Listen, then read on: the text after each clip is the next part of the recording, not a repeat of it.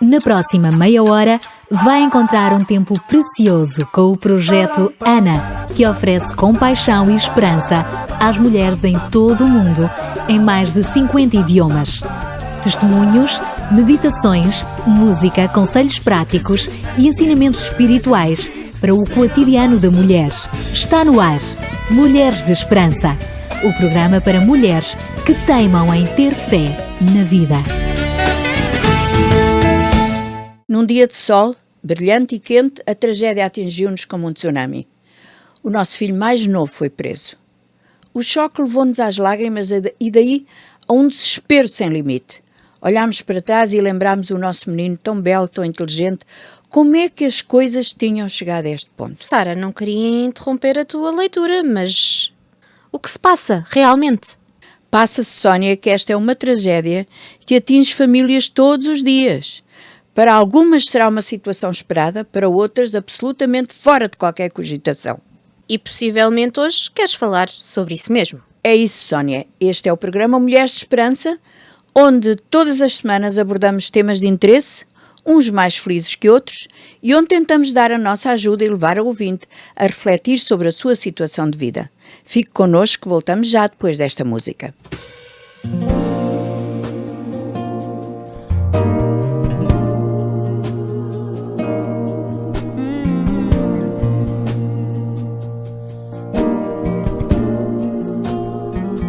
Minha esperança está no Senhor, desde agora e para sempre.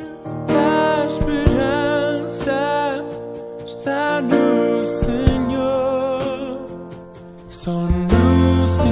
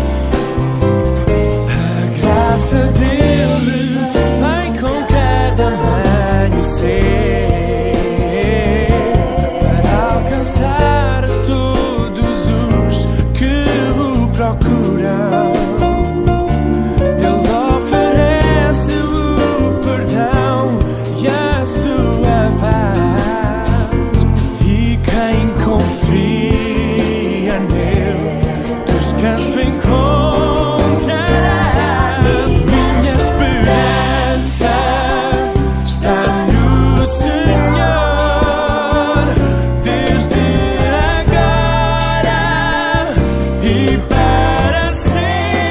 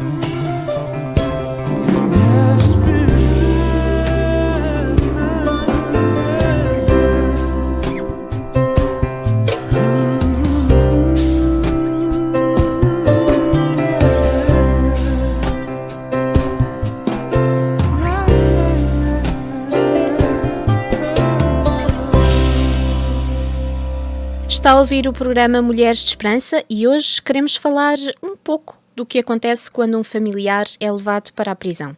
Sara, já agora podias continuar a ler mais um bocadinho do teu livro? Muito bem, ora escuta.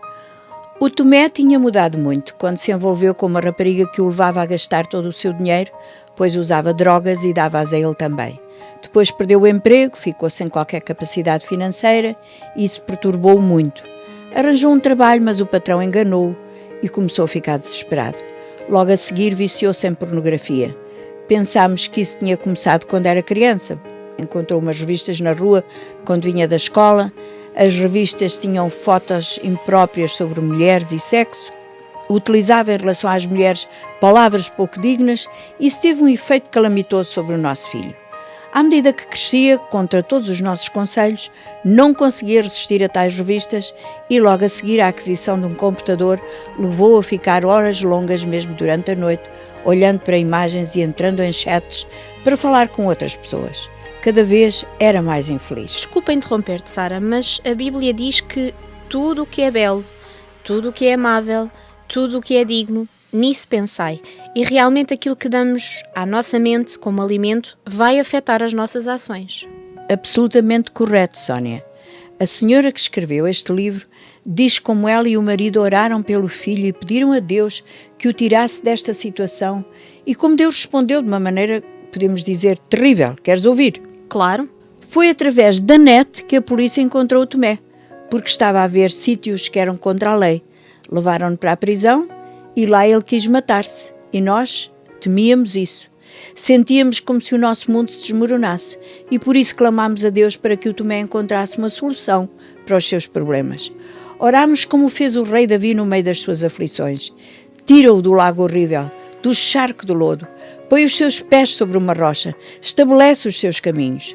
Orávamos e esperávamos que o nosso filho pedisse também perdão a Deus numa situação tão desesperada. Bem, só quem passa por algo semelhante pode dar o valor à aflição destes pais. Mas eles fizeram o que é certo, colocaram em Deus a sua confiança. Nós sabemos que Ele nos ouve, mesmo quando nem conseguimos pôr em palavras o que nos aflige. Vou continuar a ler. O Tomé ficou na prisão 2 meses, visitámo-lo tanto quanto era possível. Aquela prisão era um lugar medonho. Tínhamos que passar por vários portões de segurança, verificação dos nossos pertences e do nosso corpo, até chegar ao lugar onde podíamos vê-lo, mas através de um vidro. Ele estava extremamente infeliz e os seus momentos de revolta partiam-nos o coração. Pior ainda, porque nem podíamos tocá-lo, só podíamos orar por ele. E aí compreendemos que nestas situações a punição não é apenas para o recluso, mas para a família também.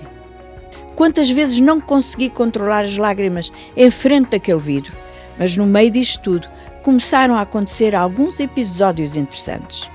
O Tomé começou a ajudar um outro recluso estrangeiro, o qual tinha sido tratado injustamente e que sofria muito longe da sua terra e da sua família. Começou também a pensar em estudar, depois de sair da prisão, e ele planeou algumas maneiras de resolver os seus problemas financeiros. Estávamos felizes porque ele começava a pensar em coisas positivas. O julgamento do nosso filho foi um caso para a comunicação social. Foi duro vê-lo exposto em jornais e na televisão. No julgamento o juiz foi muito sábio e compassivo e deu-lhe liberdade condicional. O Tomé aceitou todas as condições impostas. Desde a sua libertação, começou a trabalhar e a estudar. Parece-nos que ele aprendeu a lição e nós agradecemos a Deus a cada dia pela sua ajuda e misericórdia. Que história, Sara! Que maravilha, como Deus respondeu à oração desses pais. É verdade, e ela escreveu o seguinte: desta experiência concluímos que quando pedimos a Deus a solução para os nossos problemas, nem sempre Ele responde como imaginamos. Compreendemos que precisamos aceitar e ser gratos pelas suas respostas, quer sejam como gostamos ou não, e continuar a acreditar sempre que Deus é bom e justo. Ele sabe tudo o que se passa e sabemos que Ele pode trazer mudanças se pedirmos e confiarmos.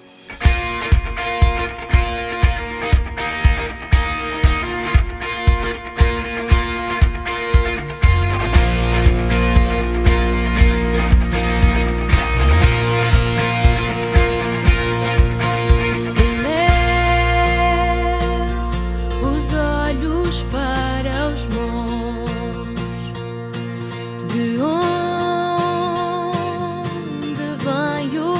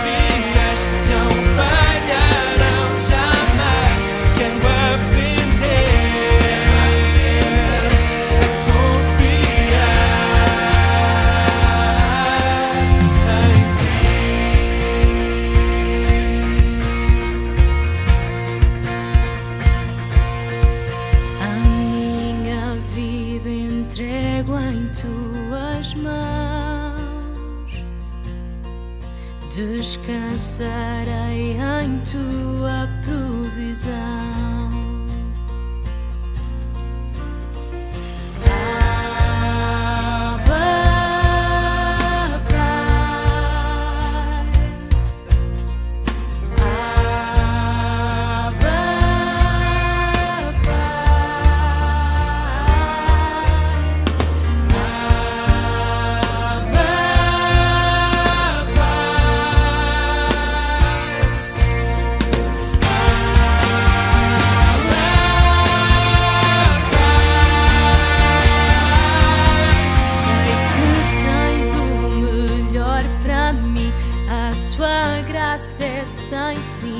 Quero aprender a confiar. As tuas promessas são reais, não falharão jamais. Quero aprender a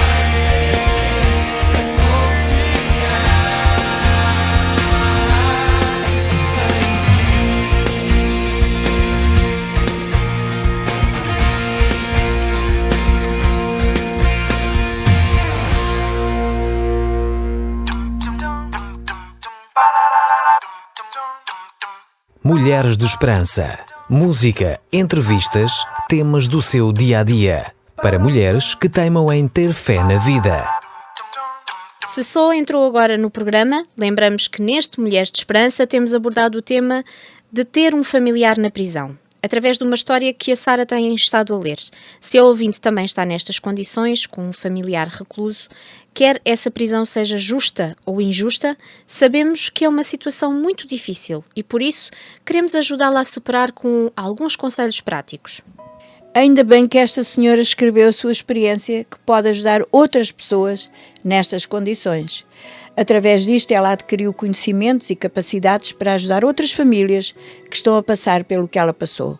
Pois, diz ela, em primeiro lugar, as famílias passam pelo choque, a confusão e até desespero de saber que o seu familiar foi para a prisão.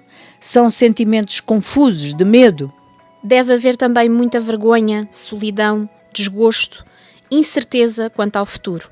São as pessoas cá fora que têm que dar as explicações e continuar, mesmo assim, com as suas vidas. Sónia, disseste o mais claramente possível, pois é isso exatamente o que esta mulher escreve. Diz ela que não importa se o prisioneiro é culpado ou inocente, o impacto sobre a família é igualmente grande e esta passa a sofrer como que um castigo também, por crimes que nunca cometeu. A pessoa presa pode ter sido o ganha-pão da sua família e aí ela fica sem dinheiro para as suas necessidades mais básicas. Mas ela não está só. Deve estender a mão e pedir ajuda aos familiares, amigos e profissionais. Pode descobrir se há um auxílio espiritual nessa prisão onde se encontra o seu familiar. Vou interromper a tua leitura outra vez porque acho importante dizer que há várias organizações cristãs que trabalham com reclusos, mas não podíamos deixar de mencionar o Desafio Jovem de Portugal, que se tem dedicado durante várias décadas a este trabalho tão importante. Fizeste bem, Sónia, é mencionar esta ajuda que pode vir a ser preciosa para algum ouvinte. E eu vou continuar a leitura do livro. A família de um recluso deve tentar manter a funcionalidade familiar o mais normal possível, especialmente onde há crianças, e também ter todo o cuidado em relação à sua saúde. Ela menciona alguma dica sobre como agir quando se visita um recluso? A maior parte de nós nem sabe o que esperar, Sara. Pois não, mas ela diz, precisa compreender que a vida atrás das grades não é igual à vida cá fora. E isso pode ajudar a entender porque o recluso age ou fala de maneira diferente. Ele perdeu os direitos, privilégios e liberdade. Tem dificuldades na aquisição dos bens mais básicos. Há lugares onde é conhecido por um número, em vez de um nome. Tem regras rígidas na prisão que controlam o seu viver. É forçado a viver com estranhos que, por sua vez, tentam sobreviver ao seu tempo de condenação. Não pode tomar decisões ou escolhas próprias. Come o que lhe dão, faz o que lhe pedem e, se desobedecer, é punido. Cada minuto da sua vida está em estado de alerta. O único momento de liberdade é quando é posto numa cela sozinho. Mesmo assim, muitos ficam acordados, sentindo-se culpados e preocupados com a família. Sabes, Sara, a televisão, filmes e novelas até nos dá uma ideia romanceada desta realidade, ou então cruel e desinibida, mas nunca daquilo que o recluso sofre na realidade. Bem, essa lista que acabaste de ler só por si assusta. Tens razão, Sónia. Visitar uma pessoa numa prisão não é o mesmo que visitar um doente no hospital. E, segundo a autora, quando se visita esse familiar, ele pode mesmo mostrar-se zangado, agressivo, mesmo que esteja feliz por ver-te, mas poderá não ser capaz de mostrar essa alegria. A maior parte esconde as emoções para se aguentarem lá dentro. É evidente que as regras de visitação dependem muito de cada prisão. Alguns reclusos não têm direito a visitas. Isso é duro, muito duro. Os visitantes têm também de aprender as regras e obedecer às mesmas, quer concordem ou não com elas. Suponho que levar comida, presentes, medicamentos também depende das regras de cada estabelecimento prisional. Isso. E o tocar, abraçar ou falar em particular com o recluso. O tempo de visita, se são permitidas ou não crianças, se podem receber encomendas, enfim, um número de regras que o visitante deve fazer o possível por conhecer antes das visitas. Caso contrário, pode ser-lhe vedado o privilégio de visitar. E há estabelecimentos prisionais onde o recluso tem uma lista com os nomes das pessoas que o visitam. Se alguém não está nessa lista, pode não ter autorização para a visita. Embora isto seja tão difícil, estas pessoas que fazem este trabalho com reclusos acham que é importante visitá-los, não é, Sara? É importante, mas sabes que há visitas que dão ânimo ao recluso e outras nem tanto. E porquê?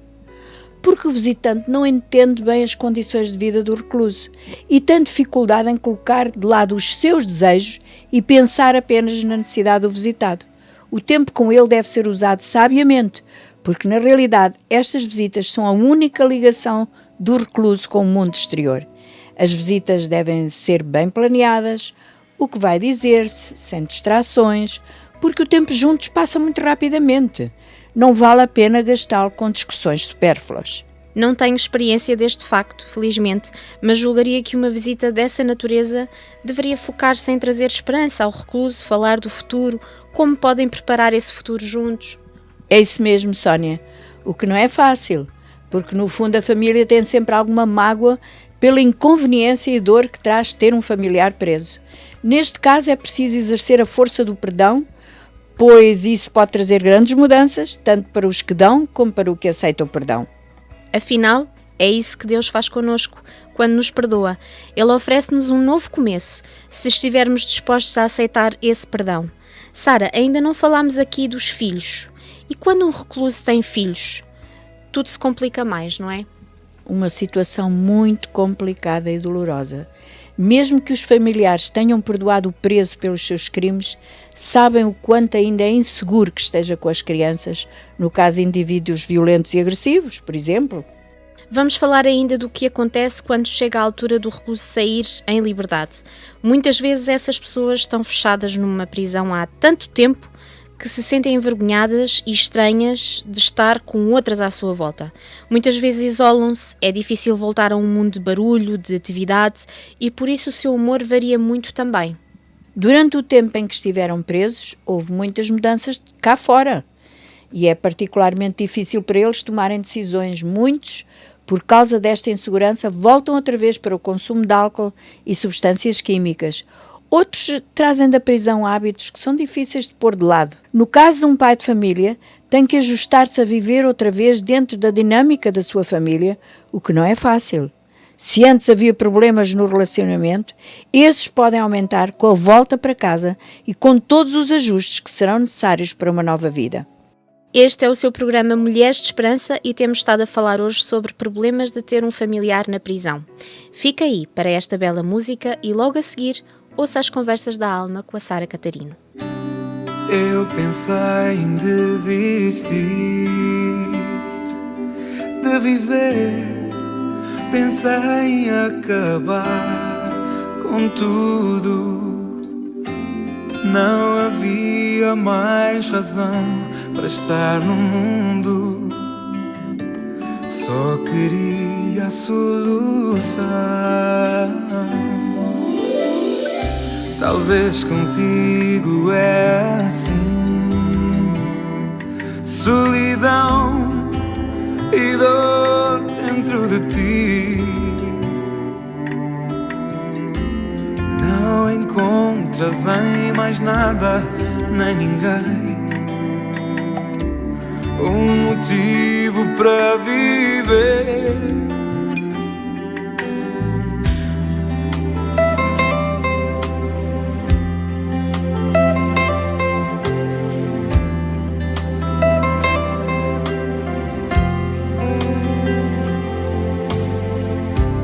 Eu pensei em desistir de viver, pensei em acabar com tudo.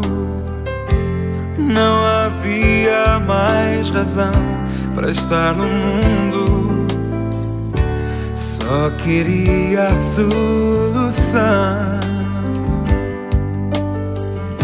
Talvez contigo é assim, solidão e dor dentro de ti.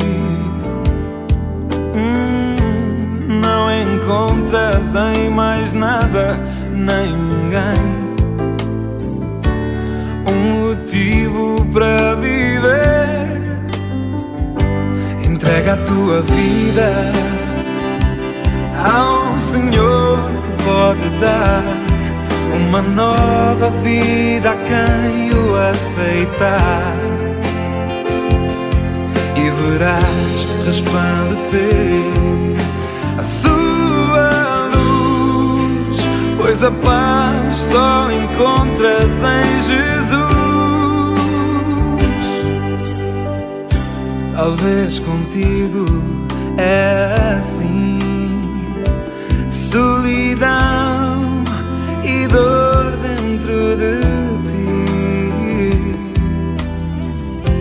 Não encontras em mais nada nem ninguém um motivo para viver. Entrega a tua vida ao Senhor que pode dar uma nova vida a quem o aceitar, e verás resplandecer. Apresentamos agora Conversas da Alma. Hoje temos abordado o tema do que acontece quando há um familiar na prisão. Ouvinte sabia que muitos dos primeiros seguidores de Jesus foram encarcerados porque falavam acerca dele? Tinham recebido a revelação de que Jesus era o Filho de Deus, enviado ao mundo para salvar o povo dos seus pecados, e por isso queriam contar a toda a gente esta notícia incrível, qualquer que fosse o custo desta atitude. E ainda hoje há pessoas em prisões por causa deste facto, porque não são capazes de negar que Jesus fez diferença nas suas vidas. Mas naqueles dias em que não havia condições prisionais, era muito, mesmo muito mau. O apóstolo São Paulo foi colocado numa terrível prisão romana. Mas eu gostava de ler-vos algo que ele escreveu aos seus amigos de um lugar chamado Filipos. Isto está escrito na palavra de Deus, a Bíblia. Já aprendi a estar contente, a despeito das circunstâncias. Fico satisfeito com muito ou com pouco. Encontrei a receita para estar alegre, com fome ou alimentado, com as mãos cheias ou com as mãos vazias. Onde eu estiver e como que tiver, posso fazer qualquer coisa por meio daquele que faz de mim o que eu sou. Isto é um segredo que podemos aprender, pois irá ajudar-nos nos tempos mais difíceis da nossa vida. Aceitar estar contentes no profundo do nosso coração. Haja o que houver, aconteça o que acontecer, pois sabemos que Deus está no controle da nossa vida quando confiamos plenamente nele. Se alguém que nos ouve esteve preso ou está neste momento, queria dizer-lhe que apesar dessa dificuldade, ela não tem o poder de controlar o seu futuro. Deus pode fazer coisas grandes, mesmo nestas circunstâncias. Deus pode trazer-lhe esperança, mesmo que se sinta rejeitada. Pode trazer de volta aquilo que pensa estar perdido. Não deixe que essas circunstâncias a vençam, nem controlem o seu futuro. Faça o que estiver à sua mão para obter ajuda, mesmo dentro de uma prisão. Você pode ser livre se confiar em Jesus Cristo. Chegamos ao final de mais um programa e desejamos que este tenha sido de ajuda. Esta é a sua realidade ou conhece alguém que esteja nesta situação e a precisar de ajuda? Contacte-nos. Teremos todo o gosto em indicar-lhe uma organização que possa ser de ajuda. Já sabe que pode ouvir o Mulheres de Esperança através de uma rádio local ou no Facebook, web rádio ou aplicação da Rádio Transmundial de Portugal. Voltamos para a semana e contamos com a sua companhia. Até lá, se Deus quiser. Mulheres de Esperança. Contacte-nos pelo 21 158 11 28 ou envie um e-mail para mulheres@radiotransmundial.org. Mulheres de Esperança. O programa para mulheres que teimam em ter fé na vida. Uma produção da Rádio Transmundial de Portugal.